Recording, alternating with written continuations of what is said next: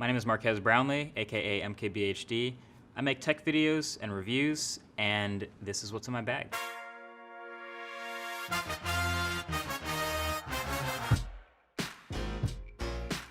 The first couple years that I didn't go, I watched a lot of videos from CES. I was part interested in the tech and part interested in all the other YouTubers going to CES. I was looking forward to seeing all the tech that they saw, but also seeing how they made the videos about seeing the tech. I don't know, I feel like my first one or two CESs were the most difficult because you get lost. I feel like I've learned over those years how to better navigate things like the convention center and Las Vegas with an extra 10,000 people in it. Like, it's not a normal thing to do. But over the years, it's evolved. I typically have one backpack in my everyday carry. I don't bring video gear with me everywhere, but when I do go to a show, something like CES, or a new product announcement, something like that, I also bring my camera gear to make a video. So that's why there's two bags here. So this bag, I'm pretty sure it's called like the airport security something something because it is the exact dimensions that are supposed to fit in a domestic overhead bin. I'll just start with the meat of it. This is the camera with the monitor already attached, and it's really hard to travel with the whole camera already assembled, so I don't. So the only things that are on it are the SSD reader, the camera mount, the Manfrotto plate, the battery module, the top handle, and the side handle. And it travels like this. Every once in a while, the TSA guy like recognizes me and he's like, oh, am I about to find this red camera? I'm like, yep, that's what's in there. I feel like I almost owe a little bit of my style to how good the camera is at certain things. So the red camera, the Monstro sensor, is amazing. The next thing would be to talk about lenses of choice. I have three lenses now. The 24-35, it's a full frame lens for the full frame sensor. It's wide, it's f2, it's fast. So I do find myself bringing other glass, but this is like easily one of my all-time favorites. So a slightly tighter focal length that gets a different look. This is a Zeiss Otis 55. Super sharp lens. It's tighter obviously than 35, so this is sort of mid-range shots that are of things I'm not holding. Maybe someone in front of me is demonstrating something, but I just love the look that comes from this lens.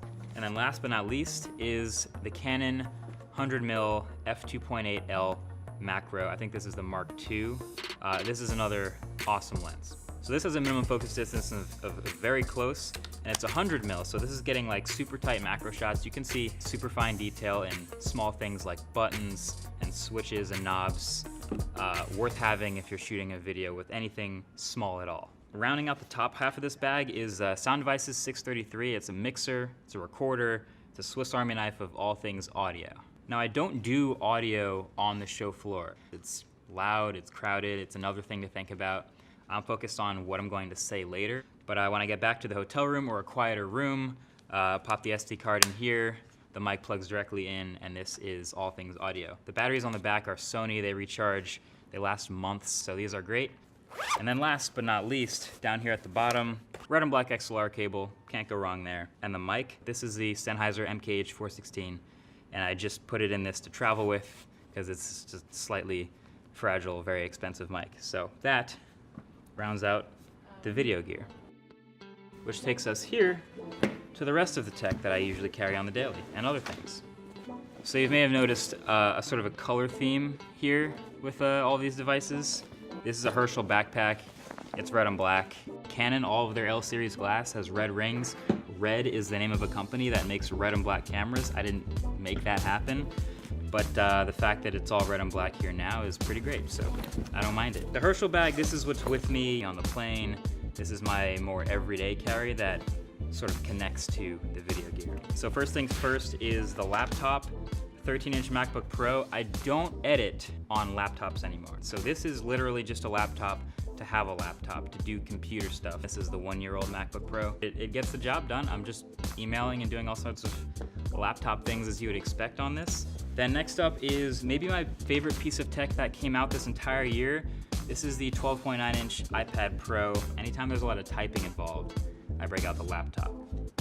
All other instances that I possibly can, I'm using the iPad Pro, which is like 85% of the things I do, so that's great. I do not fly without my Bose QC35s. Then I found these are the Surface headphones. These are better looking, these are more comfortable, these are lighter weight. The noise cancellation is almost as good, which is fine for me, and the sound quality is great. They pair to multiple devices, so my iPad, my MacBook Pro, and my phone at the same time. They have a dial on the side for volume, they're USB-C. There are just so many better things about these headphones than the Bose. And then actually up here in the little top corner of my bag, there's a little microfiber pouch. It's one of my favorite features of this backpack, but I have my AirPods, they're matte black. And I have, if it's still in here, yes it is, I have a SIM card ejector tool everywhere I go. It's probably not a normal thing to have, but as a guy that's moving between phones often, kinda have to have one. Razer included this one. Only non-tech item I think I have, because like I said, it's all necessities, would be my extra contact lenses. Without contacts, I'm almost blind. It only took me missing one flight to go back and get contact lenses for me to just now put them in every conceivable place that I travel. So it's in my backpack, there are more in my suitcase, there are more in my duffel bag, they're just around, so I will never not have my contacts. This little Swiss Army knife, this is a USB-C and full-size USB card reader. So on one side, it's full-size USB, pop that down, micro USB, open that up, USB-C. If you ever need to read a media card on something that doesn't have a card reader, which is most things now. And this is made by, I don't know how to say that, Vanja.